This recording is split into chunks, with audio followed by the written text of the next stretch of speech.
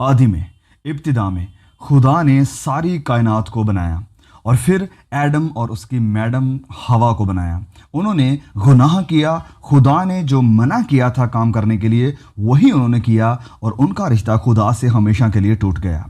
तो इस रिश्ते को दोबारा से जोड़ने के लिए खुदा ने कहा कि मैं इंतज़ाम खुद करूँगा।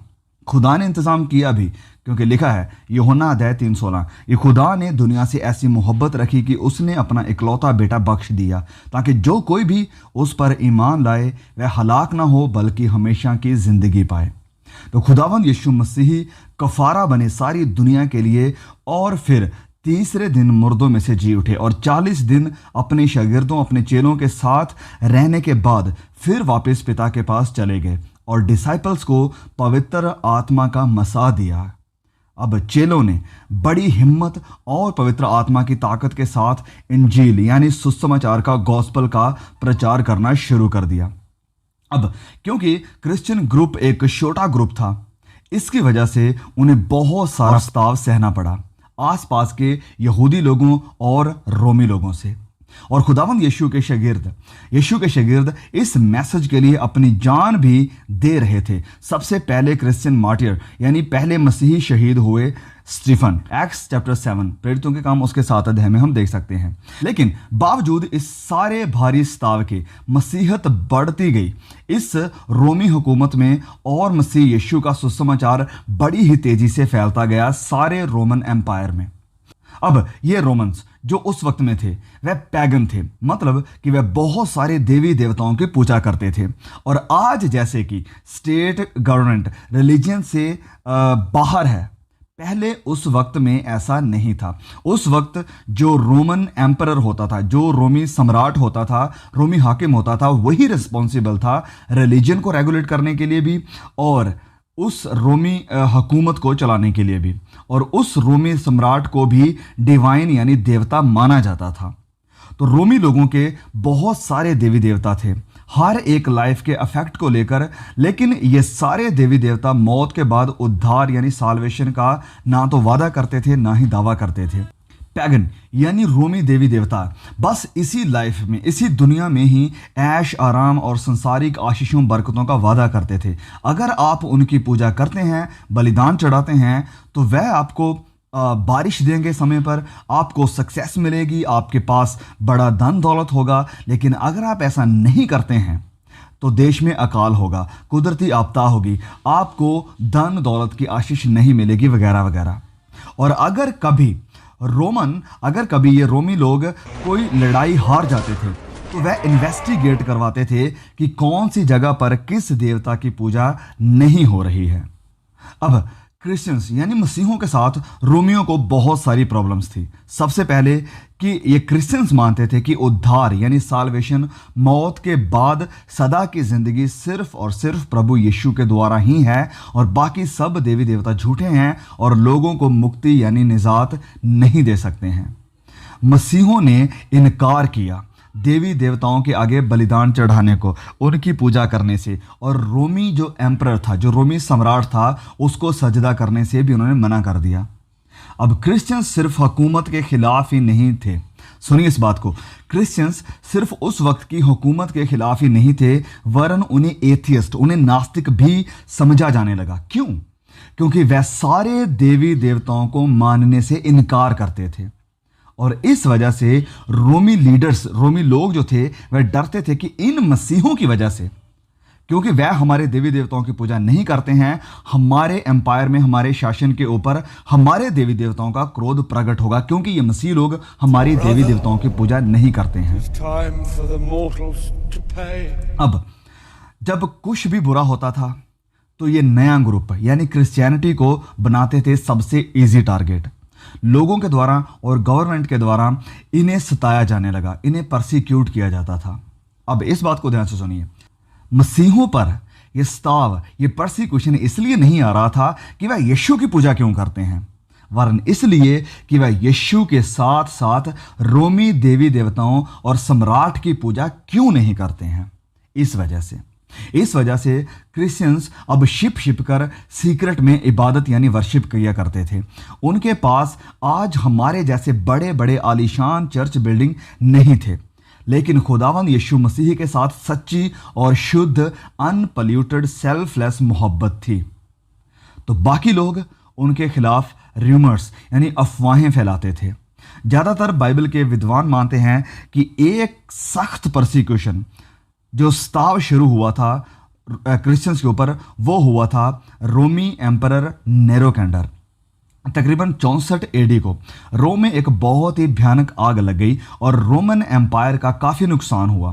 रोमन हिस्टोरियंस टैसिटस के मुताबिक ये अफवाहें फैलने लगी कि ये आग नेरो बादशाह ने खुद लगवाई है, लेकिन उसने क्लियर किया, यानी नेरो ने क्लियर किया और कहा कि ये आग क्रिश्चियंस यानी मसीहों ने लगवाई है। इस वजह से उसने ऑर्डर दे दिया, नेरो ने ऑर्डर दिया कि क्रिश्चियंस को पकड़ो और उन्हें मार दो। जानवरों के आगे मसीहों को डाला गया, भूखे शेरों के आगे उन्हें डाला गया और रात को उन्हें जलाकर गलियों में रोशनी के लिए इस्तेमाल किया जाने लगा। ये माना जाता था कि संत पतरस और संत पौलुस भी इसी पर्ज में, इसी सफाई में शहीद हुए थे, कुर्बान हुए थे। इस टाइम ये एक बहुत ही भयानक वक्त था मसीहों के लिए। इस वक्त में मसीही होना इजी नहीं था। यरूशलेम शहर को पूरी तरह से जला दिया गया। मसीह के डिसाइपल्स को मारा जा रहा था। क्रिश्चियनिटी को ख़त्म करने की कोशिशें की जा रही थी रोमन एम्पायर के द्वारा। लेकिन मसीहों के अंदर यीशु के प्रति प्यार और लोगों को बचाने की जील के कारण क्रिश्चियनिटी ख़त्म होने की बजाय आसपास के बाकी लोकेशंस में, जगहों में और ज़्यादा तेज़ी से फैलती गई। दूसरी और तीसरी सदी तक भले ही कई अलग अलग रोमी हाकिमों के द्वारा क्रिश्चियंस को परसिक्यूट किया गया, उन्हें सताया गया, लेकिन लगातार नए विश्वासी जुड़ते गए इस फेथ के साथ यानी मसीहत के साथ। यस ऑफ कोर्स इस वक्त तक भी क्रिश्चियनिटी यानी मसीहत एक छोटा सा ग्रुप ही था, और जो लोकल कलीसियाएँ बनाई थी डिसाइपल्स ने, उनकी मौत के बाद उन्हीं कलीसियाओं में से लीडर्स बने जो कि लीड करने लगे चर्च को। और मसीहत में अब अंदरूनी प्रॉब्लम्स भी धीरे धीरे बढ़ने लगी। मसीहत में अब अंदरूनी तौर पर भी बहुत सी प्रॉब्लम्स बढ़ने लगी। कई अलग अलग बिलीव्स, विश्वास, सिद्धांत, शिक्षाएं फैलने लगी मसीहों के अंदर, और इसकी वजह से मसीहत में नए ग्रुप्स सामने आने लगे। 260 एडी को एम्परर गैलियनस ने एक फरमान जारी किया कि मसीही अब आज़ादी से अपने रिलीजन को मान सकते हैं। 260 एडी को तो मसीहों ने 40 सालों तक अमन सुकून को देखा, लेकिन 303 एडी को एम्परर डायोक्लेशियन ने ऑर्डर किया कि मसीहों को ख़त्म करो, उनका जो कुछ भी है उसे तबाह कर दो, इन सब को आग लगा दो, सारे इनके स्क्रिप्चर्स को जला डालो। वह चाहता था कि क्रिश्चियंस वापस रोमी पैगन रीति रिवाजों में आ जाएं और रोमी देवी देवताओं की पूजा करने लगें, और इसकी वजह से फिर मसीहों को भारी स्ताव सहना पड़ा। एम्परर डायोक्लेशियन बहुत ही एंटी क्रिश्चियन था, वह मसीहों के बहुत ही विरोध में था, उनके बहुत खिलाफ था।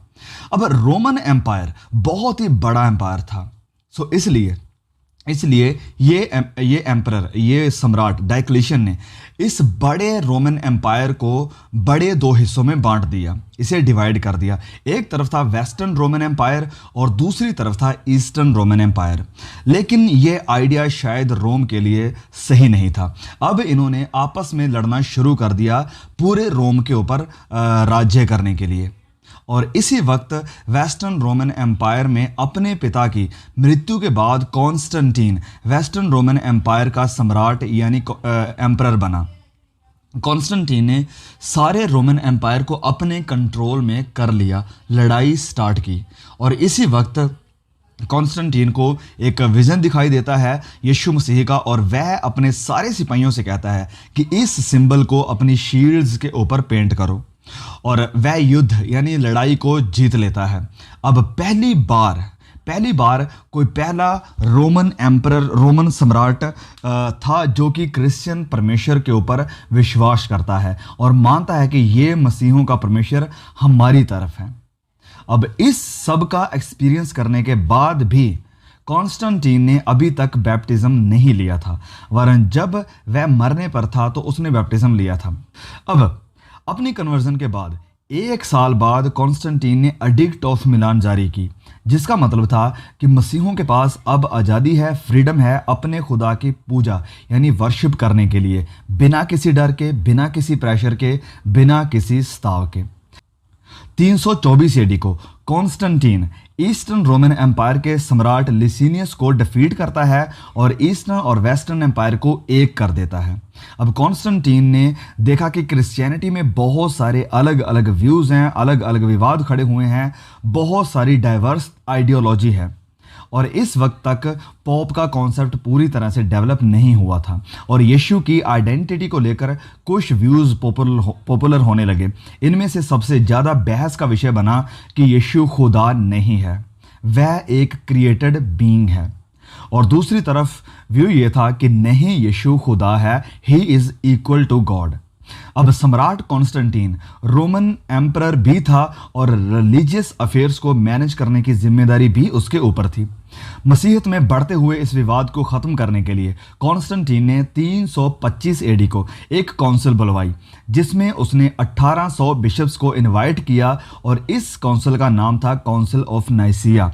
अब आप काउंसिल ऑफ नाइसिया के बारे में अगर आप नहीं जानते हैं तो मसीही होते हुए मैं ये मानता हूँ, विश्वास करता हूँ कि आपको उस काउंसिल ऑफ नाइसिया के बारे में ज़रूर पता होना चाहिए। तो इसके लिए इस टॉपिक के ऊपर, काउंसिल ऑफ नाइसिया के ऊपर हमने ऑलरेडी वीडियो बनाई हुई है, बहुत ही डिटेल्ड है कि वो क्यों हुई थी, कब हुई थी, किसके द्वारा हुई थी और किस विषय को लेकर हुई थी और इसका रिजल्ट क्या था। तो बहुत से लोग इस चीज़ को लेकर अनजान हैं, लेकिन आपको अनजान नहीं रहना चाहिए। प्लीज़ उस वीडियो को देखिए और काउंसिल ऑफ नाइसिया के बारे में ज़रूर जानिए। अब इस मीटिंग में सिर्फ 300 बिशप ही आ पाए। 1800 बिशप्स को बुलाया गया था, इनवाइट किया गया था कॉन्स्टेंटीन के द्वारा, लेकिन 300 बिशप ही आए। तो इस काउंसिल का जो मेन सवाल था, जो मेन इशू था, वो था कि यीशु कौन है या क्या है। तो एक तरफ था एरियस की टीम जो कि मानते थे कि Jesus is a created man, कि यीशु एक बनाए हुए इंसान हैं, और दूसरी तरफ थी टीम एथनेसियस जो कि ये मानते थे कि no, Jesus is equal to God, कि यीशु खुदा के समान है, तुल्य है, खुदा है। फाइनली एथनेसियस की सपोर्ट हुई क्योंकि ज़्यादा यानी 99% बिशप्स यही मानते थे कि यीशु प्रभु 100% गॉड एंड मैन है। अब कॉन्स्टेंटीन की डेथ के बाद उसका कजिन जूलियन एक नया एम्परर बनता है और जूलियन पैगनिज्म में कन्वर्ट हो जाता है और क्रिश्चियंस को परसिक्यूट करने की पूरी कोशिश करता है। लेकिन 363 एडी को एम्परर जूलियन की मौत हो जाती है। जूलियन के बाद नया जो सम्राट आता है उसका नाम है थियोडोसियस, जो कि क्रिश्चियनिटी को फाइनली रोम का ऑफिशियल रिलीजन बना देता है। इसी वक्त 381 एडी को एक दूसरी फेमस काउंसिल हुई जिसका नाम था काउंसिल ऑफ कॉन्स्टेंटिनोपल, और इसे बुलाया गया था एम्परर थियोडोसियस के द्वारा। थियोडोसियस की मौत के बाद रोमन एम्पायर फिर से दो हिस्सों में बट गया था, ईस्टर्न रोमन एम्पायर और वेस्टर्न रोमन एम्पायर। 476 एडी को जर्मन ट्राइब ने अटैक किया वेस्टर्न रोमन एम्पायर के ऊपर और उसे जीत लिया। वेस्टर्न रोमन एम्पायर के जीत लिए जाने के बाद यहाँ दूसरी तरफ ईस्टर्न रोमन एम्पायर में भी कई इश्यूज और कई डॉक्ट्रिन्स को लेकर काउंसिल्स चल रही थी। फास्ट फॉरवर्ड चलते हैं हम सीधा 532 एडी से लेकर 537 एडी को एम्परर जस्टिनियन एक जो पहला था वो बनाता है हगिया सोफिया चर्च को, जो कि आज की तारीख में टर्की में एक मस्जिद के रूप में फिर से कन्वर्ट हो चुका है। और 553 एडी को यही कॉन्स्टेंटिनोपल में, जो कि आज का इस्तांबुल है, में एक दूसरी काउंसिल होती है एम्परर जस्टिनियन के आदेश पर। अब इस समय में मसीहत लगातार बढ़ती गई, फैलती गई, वेस्ट में भी और ईस्ट में भी। उधर दूसरी साइड जर्मनी की कैरोलिंगियन डायनेस्टी रूल कर रही थी वेस्ट में, और इनका जो बादशाह था, जो किंग था, वो इस वक्त में था पिपिन द शॉर्ट। और तभी लोम्बार्ड्स इटली को हरास कर रहे हैं, उसे परेशान कर रहे हैं, और इटली में जो पॉप था स्टीफन, उसका ईस्टर्न यानी बाइजेंटीन एम्पायर के साथ इतना कांटेक्ट ना होने की वजह से वह वेस्ट के किंग पिपिन के पास जाता है, जो कि अब तक क्रिश्चियनिटी में कन्वर्ट हो चुका है। तो मैं बताना चाहता हूं कि ईस्टर्न रोमन एम्पायर को ही बाइजेंटीन एम्पायर कहा जाता है। इजराइल की हिस्ट्री के ऊपर हमने ये सारी बातों को एक्सप्लेन किया है, प्लीज़ आप इजराइल की हिस्ट्री को भी जरूर देख लेना। तो किंग पिपन इटालियन पॉप की मदद के लिए सामने आते हैं और बोम्बार्ड्स को हराते हैं और पॉप को ताकत देते हैं कि वह इटालियन पेनिनसुला पर हुकूमत करें, उसके ऊपर राज्य करें। किंग पिपन की मौत के बाद उसका बेटा चार्लमैगन नया रूलर बनता है और 9th सेंचुरी की शुरुआत में पॉप उसे होली रोमन एम्परर का टाइटल दे देते हैं। अब यहाँ पर वेस्ट में रोम के पॉप के पास बहुत ज़्यादा पावर हो गई थी, क्योंकि एम्परर और पॉप, जो एम्परर था रोम का, वो और पॉप मिलकर स्टेट को चला रहे थे। तो वेस्ट में होली रोमन एम्पायर है जिसमें पॉप हेड है सारे धार्मिक मुद्दों यानी रिलीजियस मैटर्स का और कई सिविल मैटर्स का भी। दूसरी तरफ ईस्टर्न रोमन एम्पायर में जो चर्च है वो काफ़ी कमज़ोर हो चुका है और बस सर्वाइव कर रहा है। इधर पॉप वेस्ट से दावा कर रहा है कि ईस्ट में जो चर्च है उसके ऊपर भी मेरी अथॉरिटी है, लेकिन कॉन्स्टेंटिनोपल उस वक्त जो ईस्टर्न रोमन एम्पायर था उसकी राजधानी थी, उसकी कैपिटल थी। अब कॉन्स्टेंटिनोपल के जो पैट्रियर्क लीडर्स हैं, जो चर्च के लीडर्स हैं, वो इसे कबूल नहीं करते हैं। कई धार्मिक, पॉलिटिकल और जियोग्राफिकल मुद्दे बढ़ने लगे और इसकी वजह से 1054 एडी को पॉप ने और कॉन्स्टेंटिनोपल के चर्च लीडर्स ने बात करना, एक दूसरे के साथ कांटेक्ट करना बंद कर दिया था और यहीं पर चर्च में एक बहुत बड़ी स्प्लिट यानी पहला बंटवारा आ जाता है और इसे कहा जाता है great schism. Roman Catholic church west में था और ईस्टर्न ऑर्थोडॉक्स चर्च ईस्ट में था और ये दरार आज भी है। वेस्ट में आज भी कैथोलिक चर्च पॉपुलर है और ईस्टर्न यूरोप में और रशिया में ईस्टर्न ऑर्थोडॉक्स चर्च पॉपुलर है। लेकिन इस बंटवारे, इस स्किज्म के बावजूद भी वेस्टर्न और ईस्टर्न चर्च एक साथ आए उस मूवमेंट के साथ लड़ाई करने के लिए जो कि मिडल ईस्ट पर कब्जा कर रहा था और अपना प्रभाव बना रहा था, और वो मूवमेंट था इस्लाम। 1095 एडी को पोप अर्बन II ने पहला क्रूसेड बुलवाया और कहा कि कोई भी इस क्रूसेड में जो हिस्सा लेगा उसे गुनाहों की माफ़ी मिलेगी। 1097 एडी को क्रूसेडर्स ने जो रोम से आए थे और उनके साथी जो कि बाइजेंटीन एम्पायर से थे, जो कि ईस्टर्न रोमन एम्पायर से थे, उन्होंने मिलकर नाइसिया को वापस अपने हाथों में, अपने कब्जे में लिया। 1098 को उन्होंने अंताकिया को जीत लिया और 1099 को उन्होंने उनके मेन टारगेट यरूशलेम को जीत लिया, क्योंकि यरूशलेम शहर उस वक्त मुसलमानों के कंट्रोल में था। 1187 में क्रूसेडर्स हार गए और मुसलमानों ने यरूशलेम को वापस अपने कंट्रोल में कर लिया। थर्ड क्रूसेड हुआ यरूशलेम को फिर वापस लेने के लिए, जो कि नहीं हो पाया। फोर्थ क्रूसेड फिर हुआ यरूशलेम के लिए ही, लेकिन फिर उन्हें हार का मुंह देखना पड़ा। इन क्रूसेडर्स ने कॉन्स्टेंटिनोपल पर हमला किया, जो कि ईस्टर्न रोमन एम्पायर की राजधानी थी, उसके ऊपर हमला किया और उसको लूटा, जिसकी वजह से ईस्टर्न चर्च और वेस्टर्न चर्च के एक होने की संभावनाएं सब खत्म हो गई। इस मिडिल एजेस को डार्क पीरियड भी कहा जाता है, क्योंकि जो कुछ भी क्रिश्चियनिटी में चल रहा था और जो भी उनके साथ हो रहा था, इसकी वजह से। सो फाइनली ये मिडिल एजेस का पीरियड खत्म हो जाता है जब 1453 एडी को ऑटोमन एम्पायर के टर्किश लोग कॉन्स्टेंटिनोपल को सीज कर लेते हैं, इसे जीत लेते हैं। तो ये बड़ा क्रिश्चियन शहर टर्किश मुसलमानों के कंट्रोल में हो जाता है, जो कि आज भी है। अब पूरे ईस्ट में ऑटोमन एम्पायर की हुकूमत होती है और ये ऑटोमन एम्पायर बहुत बड़ा एम्पायर था जिन्होंने कई सालों तक हुकूमत की, और ये एक मुस्लिम एम्पायर था। So this was the fall of Constantinople and the rise of Islam in the east.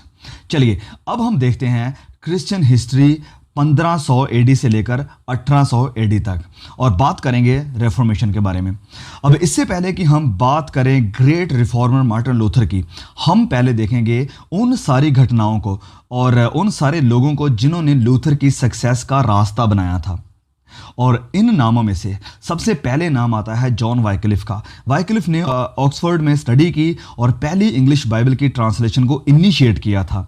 लेकिन वाइक्लिफ को कैथोलिक चर्च की तरफ से विरोध का सामना करना पड़ा। वह कैथोलिक की शिक्षा ट्रांससब्सटेंशिएशन और सेलिंग ऑफ इंटेलिजेंस के काफ़ी विरोध में था, उसके साथ सहमत नहीं था। इस सारी असहमति, इस सारे डिसएग्रीमेंट्स के बावजूद भी वह अभी भी कैथोलिक ही था और कैथोलिक ही मर जाता है। उसके इस विरोध की वजह से जब कुछ डेकेड्स के बाद दूसरा पोप आया तो उसने वाइक्लिफ के प्रति इतनी नफरत दिखाई कि उसने उसकी हड्डियों को, जॉन वाइक्लिफ की हड्डियों को खुदवाया और उन्हें निकाल कर फिर से जलाया और उन्हें नदी में फेंक दिया। तो वाइक्लिफ के ऊपर अगर आप देखेंगे हमारे यूट्यूब चैनल के ऊपर तो हमने ऑलरेडी पूरी डिटेल्ड वीडियो बनाई हुई है, प्लीज़ आप जरूर देखना। वाइक्लिफ के बाद जो दूसरा नाम सामने आता है वो है जॉन हस। जॉन हस का विश्वास भी सेम वाइक्लिफ के जैसे ही था। हस के काफ़ी ज़्यादा फॉलोअर्स भी थे, जिसकी वजह से 1415 को कैथोलिक चर्च की लीडरशिप ने जॉन हस को लकड़ी के ऊपर जिंदा जला दिया। जॉन हस के ऊपर भी हमने एक बायोग्राफिकल वीडियो बनाया है, प्लीज़ आप उसे भी जरूर देखिए। इसके बाद एंट्री होती है मार्टिन लूथर की। जर्मनी में 1483 को लूथर का जन्म होता है। वो कानून यानी लॉ की स्टडी करना चाहता था, लेकिन उसने अपना मन बदला और एक कैथोलिक मंक यानी साधु बन गया और स्टडी कंप्लीट करने के बाद वह जर्मनी के विटनबर्ग में बाइबल के प्रोफेसर के तौर पर सिखाने लगे। लेकिन लूथर कैथोलिक की शिक्षा के ओपोजिट साल्वेशन बाय फेथ यानी विश्वास के द्वारा उद्धार को सिखाना शुरू कर दिया। इंडल्जेंस का भी उसने काफ़ी विरोध किया। अब ये इंडल्जेंसेस क्या है? Indulgence was the idea that you could do certain things, such as giving money to the church, to the pope, in exchange for reduced temporal punishment for your sins or the sins of your deceased loved one.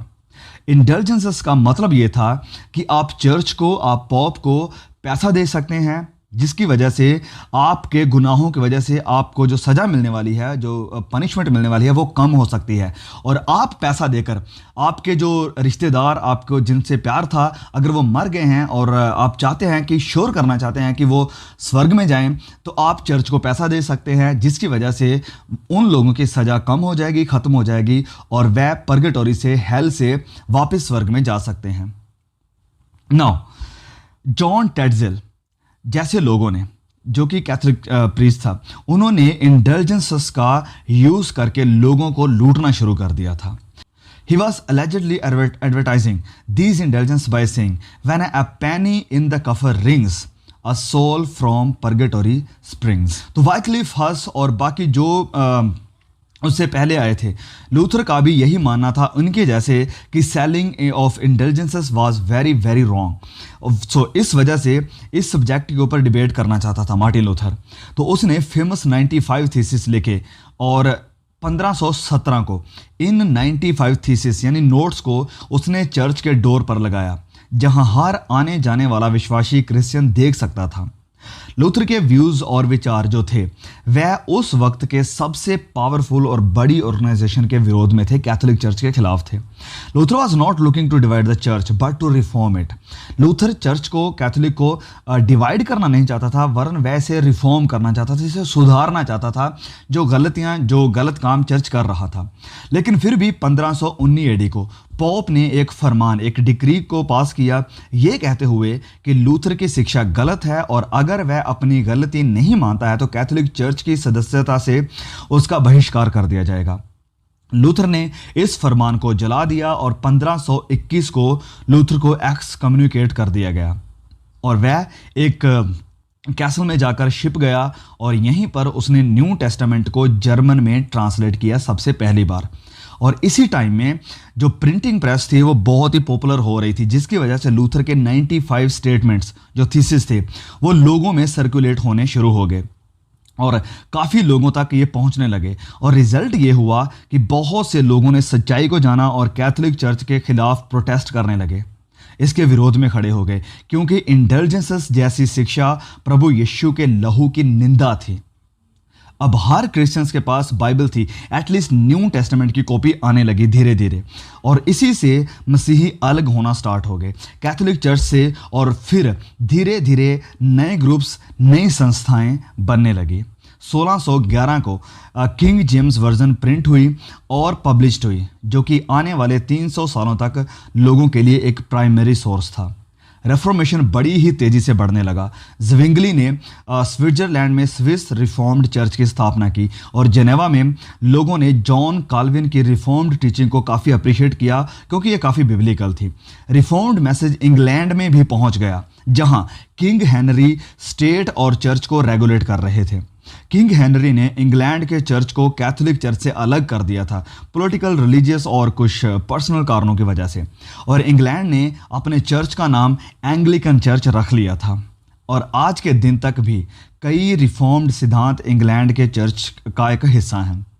तो ये सारे events जिनमें Luther, ज़्विंगली, Calvin और king Henry of England शामिल हैं, इन्हें कहा जाता है रेफॉर्मेशन। और इस रेफॉर्मेशन के साथ ही जब लोगों तक वचन पहुंचने लगे तो अलग अलग डिनोमिनेशन, संस्थाएं, अलग अलग ग्रुप बनने लगे।